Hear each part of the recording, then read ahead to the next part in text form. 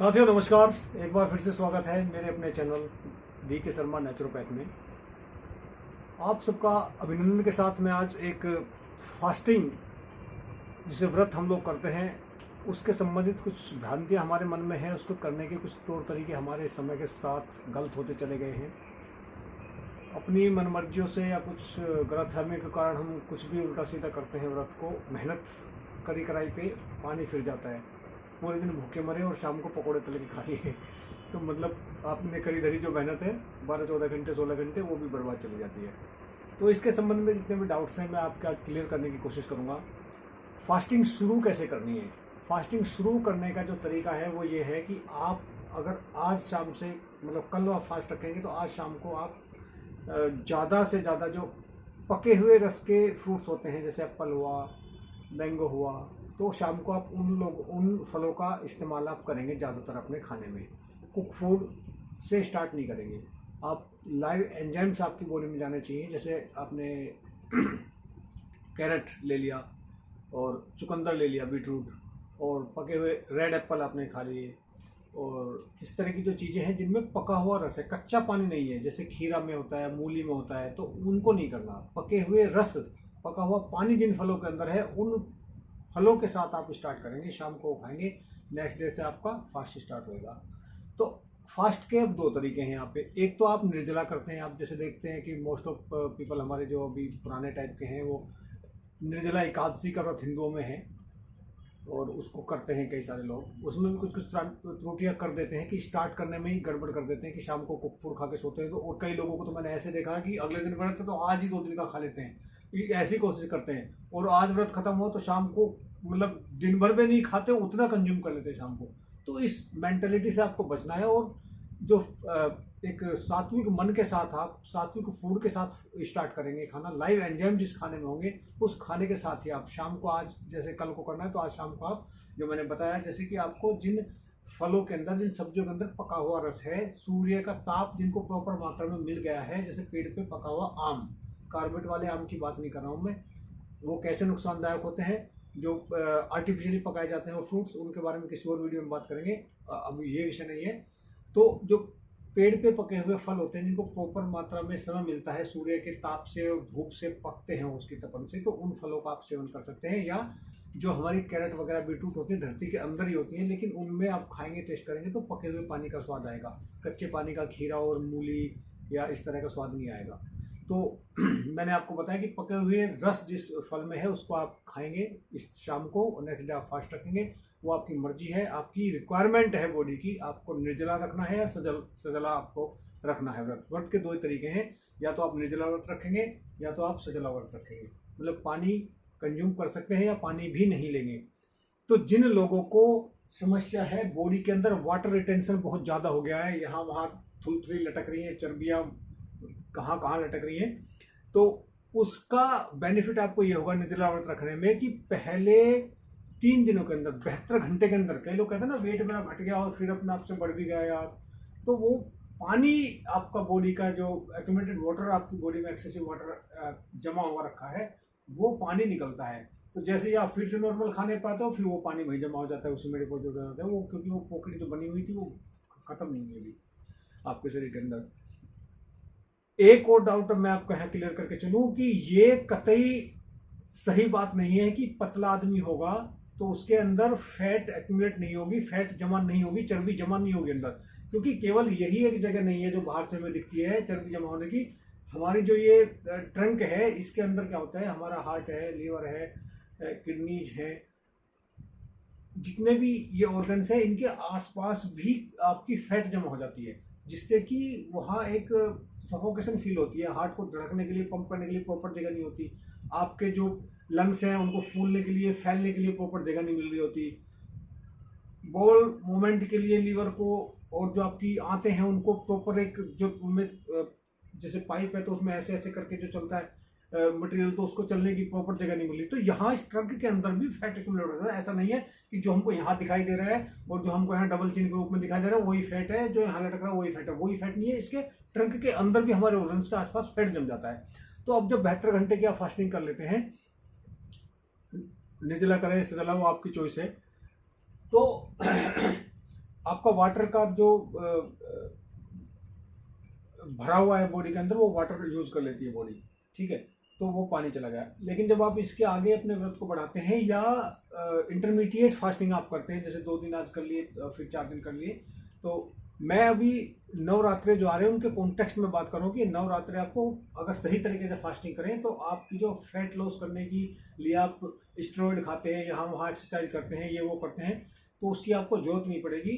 Exercise तो आप सब जानते हैं कि अच्छी बात है, करनी चाहिए, कर लेनी चाहिए, कोई नुकसान नहीं है, लेकिन फिर भी उस एक पर्टिकुलर काम के लिए आपको एक्सरसाइज नहीं करनी पड़ेगी कि मुझे वेट लॉस करने के लिए, वेट रिड्यूस करना है, उसके लिए मुझे डे दनादन एक्सरसाइज करनी है, उसकी जरूरत नहीं पड़ेगी अगर आप ये नवरात्रे वाले फास्ट ही सही तरीके से कर लेंगे तो इसमें शुरू करने का मैंने तरीका बताया कि अगर कल आपको नवरात्रा है पहला और आप कुछ चाहते हैं कि मैं शुरू करूं, तो आज से फास्ट जो है फ्रूट वाला शुरू करेंगे, शाम को फ्रूट से स्टार्ट करेंगे, पके हुए वो करेंगे।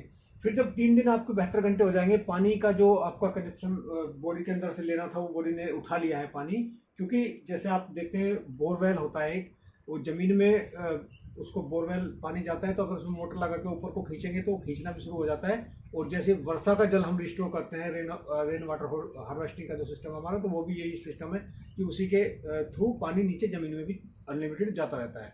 ऐसे ही बॉडी में भी यहाँ अगर जमा हो सकता है किसी भी जगह में, तो उसी रास्ते से, उसी पाथ से वो बॉडी उसको उल्टा वापस भी सक कर सकती है। तो ये वाटर आपका हो गया। अब आ गई आपकी, खाना आपने दिया नहीं, आपका स्टमक खाली है, आपको लीवर के अंदर पहले जो ग्लूकोज जमा कर रखा है इमरजेंसी सिचुएशन के लिए, लीवर ने पहले उसको बर्न आउट करेगा। वो जो एक्सेसिव शर्करा उसने स्टोर करी हुई थी इसी काम के लिए कि कभी जरूरत पड़ेगी तो हम लेंगे, उसको यूज करेंगे। फिर उसके बाद नंबर आएगा हमारी बॉडी का। बॉडी के अंदर जहाँ जहाँ भी फैट है, पहले वो फैट आपका रिड्यूस होना, बर्न होएगा वो फैट। उसमें फैट के अंदर क्या होता है कि कई चीज़ें जो आपने सिंथेटिक मेडिसिन वगैरह खाई होती हैं, उनके भी मॉलिक्यूल्स उसी में जमा हो जाते हैं, डिपॉजिट हो जाते हैं बॉडी में कहीं ना कहीं जाके, तो वो भी निकलते हैं आपके वेस्ट के रास्ते से, जो भी निकलना होता है, और जो एनर्जी ग्लूकोज में कन्वर्ट कर सकते हैं, फैट को बर्न करके बॉडी उसको कन्वर्ट करके अपनी एनर्जी में यूज कर लेती है, ग्लूकोज में यूज कर लेती है। तो आपके फैट का नंबर शुरू हो जाता है 72 घंटे के बाद। तो आपकी ये शिकायत नहीं आएगी अगर आप 72 घंटे फास्टिंग करेंगे, उसके बाद 9 दिनों तक फास्टिंग करेंगे इस तरीके से, तो कि मेरा फिर से रिगेन हो गया। दूसरी बात, फास्टिंग आप पेशेंस से करेंगे, क्योंकि कई बार क्या होगी, कर्विंग स्टार्ट हो जाएगी आपको यहाँ वहाँ, क्योंकि जैसे पैरों में यहाँ, तो जहाँ भी आपकी ब्लड लाइन में, ब्लड सप्लाई के जो भी वेसल्स हैं उनमें भी अगर कहीं एक्सेसिव फैट है या कुछ भी डिपॉजिट है, तो वो उसको भी शरीर खाना शुरू कर देता है। ऑटोफैगी नाम की एक चीज़ होती है, वो एक्टिवेट हो जाती है आपकी फास्टिंग करने से, जो आजकल मॉडर्न साइंस कहता है, जो कि हमारे तो आयुर्वेद में और प्राचीन लोग जो हमारे आयुर्वेद के साइंटिस्ट लोग थे, वो पहले से ही जानते हैं कि फास्टिंग करने से ऑटोफैगी नाम की एक चीज़ होती है, और वो जो आदमी के अंदर डिजीज डेवलप हो रहे होते हैं एक्सेसिव खाना खाने के कारण, गंदा खाना खाने के कारण, घटिया क्वालिटी फूड खाने के कारण, और जरूरत से ज़्यादा खाने के कारण जो एक्यूमुलेशन हो जाती है बॉडी के अंदर, उसको कैसे बर्न आउट करना है। तो फास्टिंग से आसान कोई तरीका नहीं है, लेकिन फास्टिंग करने का तरीका सही होना चाहिए। अब आपने फास्टिंग कर ली, अब आप फास्टिंग का एंड करने का टाइम है आपका, आज करें, 2 दिन बाद करें या 9 दिन बाद करें, तो आपको कभी भी कुक फूड से फास्टिंग एंड नहीं करनी है। लाइव एंजाइम आपकी बॉडी में जाने चाहिए। पके हुए फल, जो प्राकृतिक रूप से पके हुए फल हैं, सूर्य के ताप से, सूर्य की धूप में जो फल पकते हैं, उन फलों का सेवन आप करेंगे, उन सब्जियों का सेवन आप करेंगे।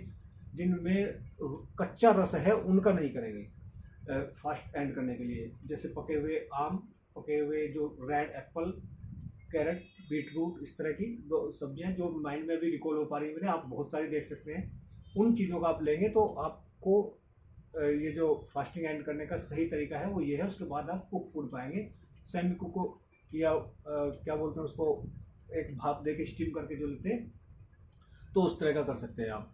इस तरह से आप फिर खाने पाइए धीरे धीरे। दूसरी बात, 2 जून इसका पूरा फायदा आपको लेना है। कई लोगों की शिकायत रहती है, मैंने तो फास्टिंग करी और मेरा वेट लॉस हो गया और फिर मैं फिर से वेट गेन हो गया। जिंदगी में कभी वेट गेन नहीं होगा। एक तो टाइम फ्रेम आप सेट कर लीजिए अपने खाने का। अगर आप हेल्दी पर्सन हैं तो 12 घंटे का रख लीजिए, 12 घंटे की फास्टिंग, 12 घंटे के अंदर खाना है। और 25 बार आप खाना खाते हो और 54 बार पानी पीते हो यूट्यूब पे देख देख के वीडियो, इस आदत को आप छोड़ दीजिए।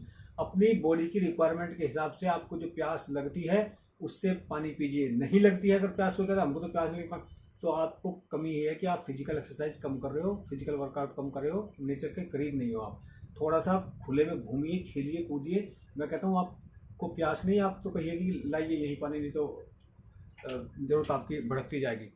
तो अगर आपको ये शिकायत है कि मुझे प्यास नहीं लगी, तो आप थोड़ा सा एक्टिविटीज़, आउटडोर एक्टिविटीज़ आप बढ़ा दीजिए अपनी। कहने का मतलब मेरा ये है, और आप खेलिए कूदिए, प्यास लगेगी आपको नेचुरल तरीके से। एवं ही बैठे बैठे आपको पानी गटकने की कोई ज़रूरत नहीं है कि 5 लीटर पानी पीना है, 7 लीटर पानी पीना है। ये जो चीज़ें बताई जाती हैं एक किसी पर्टिकुलर स्पेशली मतलब पर्सन के लिए, किसी डिजीज के संदर्भ में या उसकी एक्टिविटीज़ को ध्यान में रखते हुए बताई जाती हैं। जैसे कोई स्पोर्ट पर्सन है, वो बहुत ही दौड़ता है, भागता है, कूदता है, तो उसको 5-6 लीटर पानी, ठीक है, आपने सिर्फ वो उसकी कहानी पीछे की सुनी नहीं, वो 5-6 लीटर पानी पीना है दिन में, वो सुन लिया, तो वो ठीक बात नहीं है। अपनी बॉडी की रिक्वायरमेंट के हिसाब से आप खाना चुनिए, अपनी बॉडी की रिक्वायरमेंट के हिसाब से आप पानी चुनिए। एक तो ये आदत। दूसरी, 2 जून खाने का हमारे यहाँ कल्चर था कि 2 ही टाइम खाना खाना होता है। अब ये आप 54 बार खाते हो, कुछ भी चबाते हो, ये आपके लिए नहीं है। जो जीआरडी के पेशेंट हैं उनको हम ये कहते हैं कि जब तक आप डिजीज के से सफ़र कर रहे हैं, तब तक आपको क्या होगा कि कुछ ऐसा फ्रूट्स, पका हुआ रस वाला जो फ्रूट्स है वो आप रख लीजिए। जब आपको बर्पिंग की लगती है घंटे 2 घंटे में, जैसे आपको लगता है कि मेरा स्टमक खाली हो रहा है ऊपर का ये, और नीचे हाथों में खाना चला गया, तो उसके बाद फिर से उसमें थोड़ा डाल दीजिए। तो ये भी आपको 4-5 बार करने की जरूरत पड़ेगी, ये भी 25 बार करने की जरूरत नहीं पड़ेगी आपको कि आप मिनट मिनट में कभी ये पिज्जा खा रहे हो, कभी बर्गर खा रहे हो, कभी चिप्स उठा के खा रहे हो, कभी ये खा रहे हो, तो 24 घंटे मुंह चलाने की जरूरत नहीं। इतनी बार आप मुंह चलाओ तो इतनी बार आपका इंसुलिन का पॉइंट ट्रिगर होता है, और उससे आपको इंसुलिन का फिर प्रॉब्लम आने लगता है, शुगर जैसी समस्या डेवलप होने लगती है। बहरहाल विषय नहीं, विषय फास्टिंग है। तो फास्टिंग पे रहते हुए मैंने आपको बताया कि कैसे स्टार्ट करना है और कैसे एंड करना है। वाटर रिटेंशन आपका 72 घंटे में जो है बॉडी के अंदर, वो कम होना शुरू हो जाएगा। फैट बर्न हो जाएगी 72 घंटे के बाद, बर्न होनी शुरू हो जाएगी 72 घंटे के बाद। टॉक्सिन्स जो उसमें जमा है वो निकलने शुरू हो जाएंगे। एक्सेसिव ग्रोथ अगर कहीं है बॉडी के अंदर, आपकी ट्यूमर बन रहा है, पस हो रहा है, कहते हैं ना आजकल लीवर में पस हो रहा है, तो वो सब बॉडी खा जाती है, कोई दिक्कत नहीं है। आप परेशान मत होइए, फास्टिंग सही तरीके से करिए, उसको सब बॉडी हजम कर जाएगी। लेकिन थोड़ा विश्वास मन में रखना पड़ेगा, मरोगे नहीं 2 मिनट में आज आप, कि आपको डॉक्टर ने बता दिया आपके लीवर में तो 1.5 किलो पस है। जब तुम साला 10 साल से नहीं मरे, जिसको झेल रहे थे, तुम आज कैसे मर जाओगे डॉक्टर के पास जाते ही? तो आप महीने 2 महीने फास्टिंग का रूल करके देखिए, इंटरमीडिएट फास्टिंग करके देखिए, आपको उसमें लाभ मिल जाएगा। हाँ, तो आफ्टर 72 आवर्स मैंने आपको ये बता दिया है। ये सारी चीज़ें आपको क्लियर हो गई हैं, होप सो। इन नवरात्रों में आप अपनी जो ये डाउट हैं कि मेरा फैट दोबारा से गेन होने लगा है और वज़न बढ़ने लगा है, तो ये जो डाउट है ये आपके क्लियर होंगे। फास्ट आपको किस तरीके से शुरू करना है, किस तरीके से एंड करना है, ये आपके क्लियर होंगे। कितना खाना है, कितनी बार खाना है, इसको आपको थोड़ा सा अपने शरीर को लेकर समझने की ज़रूरत है, किसी वीडियो में देखने की ज़रूरत नहीं है। आपकी रिक्वायरमेंट क्या है, आपकी हैबिट्स क्या है, आप खेलते कूदता कितने हो, आउटडोर एक्टिविटीज़ आपकी कितनी है, या सेडेंटरी लाइफस्टाइल में आप बैठे रहते हो, 55 गिलास पानी पीने की बात करते हो, आपके 8 लीटर पानी पी लीजिए, ये पॉसिबल नहीं है, कोई पी नहीं पाता, कोई नहीं पी पाएगा। तो अपनी रिक्वायरमेंट को आप नोटिस करिए, ऑब्जर्व करिए, उसके हिसाब से खाइए और पीजिए। खाने का मैंने कई बार वीडियो बताया है आपको कि किस तरह का खाना खाना है। ये डाउट अपने मन से निकाल दीजिए कि कच्चा ही खाना है, कच्चा ही खा के मतलब जिंदा रह सकते हैं, ऐसा कुछ भी नहीं है। एक पार्ट है वो, रो फूड एक डाइट का पार्ट है, वो होलसम नहीं है कि आपने 365 दिन 12 के 18 आपको वो कच्चा ही खाना है, ऐसा नहीं है। वो एक पार्ट है, वो एक पर्टिकुलर आदमी के लिए बताया जाता है कि पर्टिकुलर डिजीज में, कि आपको अगर कोई समस्या हो रही है, इससे परेशान है अगर आप, तो आप इस तरह से खाना लीजिए। ये ऐसा नहीं है कि आप ज़िंदगी भर ऐसे ही करिए। हमारे डॉक्टर BRC भी यही कहते हैं कि भैया ज़िंदगी जब बनी है तो उसको जीना भी है, खाना भी है, पीना भी है। और मेरे को आप खुद देख लीजिए, ये जो चश्मा लगा के आज मैं वीडियो बना रहा हूँ ना, डॉक्टर BRC जी ने साफ तौर पर बताया है कि किसी आदमी को अगर बीमार करना हो तो उसका ब्रेकफास्ट आप मिस कर दीजिए। और हम तो इतने इंटेलिजेंट आदमी हिंदुस्तान के कि ऊपर से चाय और बिस्किट और ब्रेड खाते हैं नाश्ते में। तो मैंने ये प्रैक्टिकल अपने ऊपर करा। 1 महीने का मेरा काम था, लेकिन 1 महीने में मेरा हो नहीं पाया, क्योंकि हमारे माँ बाप ने कभी हमको खाली पेट खेत में नहीं भेजा। मेरी माँ का ये आदत है, खाना दही वही पिला के और 8 बजे तक वो खाना लेके खेत में हाजिर हो ही जाना था उसको, तो अगर हम काम पे जाते। और कभी हम घर से भी खाना नाश्ता करे बगैर नहीं निकले। लेकिन मैंने ये प्रैक्टिकल करने के लिए कि ये पॉसिबल है कि नहीं है, तो मैंने करा। तो ये चश्मा जो मैं उतार चुका था 2016-17 में, और कहीं भी भूल चुका था, ये चश्मा मुझे दोबारा लगाना पड़ गया है आँखों पे। और मैं अपने इस डाउट को कंफर्म करने के लिए, एक नेत्रालय है हमारे यहाँ आँखों में, मेरे को इस राइट वाली आँख से थोड़ा सा एक मतलब मार्जिनली क्या बोलते हैं उसको, धुंधला सा दिखाई देने लगा एक पर्टिकुलर हालांकि कैमरे पे भी आप करोगे तो दिखने लगता है, लेकिन मैंने एक अपना नोट किया, मैंने उसको बताया डॉक्टर को कि ये ऐसे ऐसे है। भाई साहब उन्होंने माइक्रो न्यूट्रिएंट्स मेरे लिए लिख दिए हैं और मल्टीविटामिन की गोली और जो भी है वो सब उन्होंने दिए। मैंने कहा बाबा नमस्ते, मुझे इनकी ज़रूरत नहीं है, मैं तो अपना एक प्रैक्टिकल जो है वो करने के लिए आता हूँ। उसको किसी आदमी को खाना समय पे देना ज़रूरी है, उतना ही ज़रूरी है कि खाने की जो विंडो है क्षमा करें, जो टाइम फ्रेम है वो अपना सेट कर लीजिए। ऊपर से पहला खाना जो आप सुबह का खाते हैं वो स्ट्रोंगेस्ट फूड होना चाहिए, राजाओं वाला खाना होना चाहिए सुबह का खाना, बहुत ज़बरदस्त। और शाम का जो खाना आपका होता है वो किसी मतलब गरीब आदमी जैसा, भिखारी जैसा जो मिल गया सो ठीक है जी, उसके जैसा आपका शाम का खाना होना चाहिए। तो इस तरीके से आकर आप अपनी ज़िंदगी जिएंगे। तीसरे खाने की मैंने बात ही नहीं की, क्योंकि हमारे आयुर्वेद में और हमारे जो संस्कारों में केवल 2 जून खाने की बात होती है। अगर आप इस तरह से करेंगे, 2 जून खाने पर रहेंगे और खाने की क्वालिटी पर ध्यान देंगे और खाने के समय पर ध्यान देंगे, तो होप सो आपको कोई दिक्कत आएगी नहीं। और इस नवरात्रि में आपको ये मौका मिल रहा है कि आप अपनी जो वेट लॉस या मसल्स में वीकनेस है या कुछ भी दिक्कत है, कम पतला है, वो भी ठीक हो जाएगा। ऐसा नहीं है कि वेट लॉस ही करना है आपको, मोटे ही हैं आप तो आप अस्वस्थ हैं। पतले आदमी भी अस्वस्थ होते हैं, क्योंकि ये जो देखो मैं इतना पतला आदमी हूँ, इसमें भी फैटी लीवर हो सकते हैं, अंदर स्टमक के अंदर फैट जमा हो सकता है, एक्यूमुलेट हो सकते हैं। ऐसा नहीं है कि पतला आदमी जो बाहर से दिख रहा है वो अंदर से बीमार नहीं होगा। ऐसे कोई गाइडलाइन अभी तक नहीं हुई है और ऐसा कोई डेफिनेशन भी नहीं है और ऐसा कुछ निश्चित भी नहीं है। मोटा आदमी भी हेल्थी हो सकता है। मोटी बॉडी, एक 100 किलो वजन का आदमी भी क्लीन बॉडी हो सकती है। ऐसा नहीं है किसी का वजन ज़्यादा है तो वो बीमार ही है, ये आप मान के मत चलिए। मसल्स मास कितना है, उसकी स्ट्रेंथ कितनी है, ये डिसाइड करती है कि हेल्थ आपकी कैसी है। आप होप सो इस वीडियो में फास्टिंग से रिलेटेड मैंने बात करनी थी, वो आपको मैं समझा पाया हूँ। आगे की बातें तो बहुत लंबी हो जाती हैं, बातें करते करते तो समय निकल जाता है। आपने आज बहुत समय लिया और मैंने भी थोड़ा सा समय देके ये वीडियो बनानी चाहिए, क्योंकि मैं बहुत कोशिश करता हूँ कि छोटे टाइम में कम 2-4-5 मिनटों में बात समझाऊँ, लेकिन बात कुछ ऐसी होती है कि हर बात को आप एक ब्रैकेट के अंदर नहीं लेके आ सकते, उसको डिटेल करके बताना ही पड़ता है। और मेरा कुछ तरीका थोड़ा सा आपको लगता है कि देसी है ही, मैं हुई एक तो जिला मेरठ, ऊपर से नेत्रोपैथ आयुर्वेद वाला हूँ, तो बातों को बताना पड़ता है तरीके से, क्योंकि हम तो इन खैर मॉडर्न मेडिसिन वालों के पास जाते हैं तो अपना होठों पे टेप लगाते हैं, बोलते कुछ नहीं है, और जो उन्होंने अपना रट्टा मार रखा है उनका जो सिंथेटिक ड्रग्स हैं उनका अपना लिख के और आपको पकड़ा देते हैं। 500-700 रुपये फीस के कम से कम वो ले ही लेते हैं और 1000-2000 की दो दवाइयाँ वो लिख ही देते हैं, वहाँ से भी उनको जो आना होता आ ही जाता है। तो हमारे पास ऐसी कोई सुविधा होती नहीं है। हम लोग तो अपना बोल के समझा के ही बात को बताना चाहते हैं लोगों को, क्योंकि अगर आप हमारे हॉस्पिटल में आके 20,000, 30,000, 50,000 भी खर्च करते हो और होप तो ये है कि आपको आराम मिल जाए, लेकिन अगर एनीवे आपको किसी भी तरीके से कोई आराम नहीं मिला तो आप उसका ऐसा एडवर्टाइजमेंट करते हो, हम तो गए थे जी निरामया, कुछ नहीं हुआ हमारा, तो हम तो गए थे हिम्स में, हमारा तो कुछ नहीं हुआ। मैं कह रहा हूँ आप जो इन मल्टी स्टोरी बिल्डिंग्स में जाते हो इसमें भी लाश लेके आ जाते हो, कई बार आपका कोई शॉर्ट नहीं है, कई लाख रुपए का बिल दे के आते हो, लाखों रुपए का, और फिर भी लाश लेके आते हो। तो हमसे, हमारे यहाँ से कम जिंदे तो चले जाते हो आप आयुर्वेद वालों के यहाँ से। कई लोगों को मैं देख रहा था कि निरामय में गए, पतंजलि योगपीठ में गए कि हमारे को तो घुटने में आराम नहीं लगा। अपनी आदतों में नहीं सुधार लाए आप, उसको तो आप एक बार नहीं कहेंगे कि एक तंदुरुस्ती 1000 नियामत की जो बात आती है। जब मैं बीमार हो गया हूँ तो मुझे बहुत ज़्यादा ध्यान रखने की ज़रूरत है। बीमार नहीं हूँ तो शायद थोड़े से कम से भी काम चल जाएगा, लेकिन अगर मेरी दिक्कत आ गई है तो मुझे बहुत सारी नियामतों की ज़रूरत है। कोई भी एक थेरेपी या कोई भी एक ट्रीटमेंट पर्टिकुलर जगह पे एक ट्रीटमेंट करके आप इस स्वस्थ शरीर को, जिसमें थोड़े बहुत सिम्टम है, उनको ठीक कर सकते हो। लेकिन आपने सारा ही कबाड़ा कर रखा है और आप ये कहो कि मैं 10 दिन वहाँ गया और मैंने थेरेपी ली और मैं ठीक नहीं हुआ, तो ये पॉसिबल है भी नहीं, आपको होगा भी नहीं। आप गालियाँ देते रहो, कोई फ़र्क नहीं पड़ रहा उससे। आप ज़िंदगी भर गालियाँ देते रहोगे, कोई फ़र्क नहीं पड़ेगा। आप अंग्रेजी दवाइयाँ ज़िंदगी भर खाते रहते हो, बीपी की, शुगर की, और जब भी मर जाते हो एक दिन, उस क्योर नहीं मिलता, वहाँ से नहीं होते हो आप, लेकिन मरते ही हो। लेकिन फिर भी उनको एक बार गाली नहीं देने की आपकी हिम्मत है, क्योंकि उनका जो सिस्टम है वो इतना मजबूत है कि आपकी हिम्मत नहीं होती उनके सामने दोबारा खोलने की।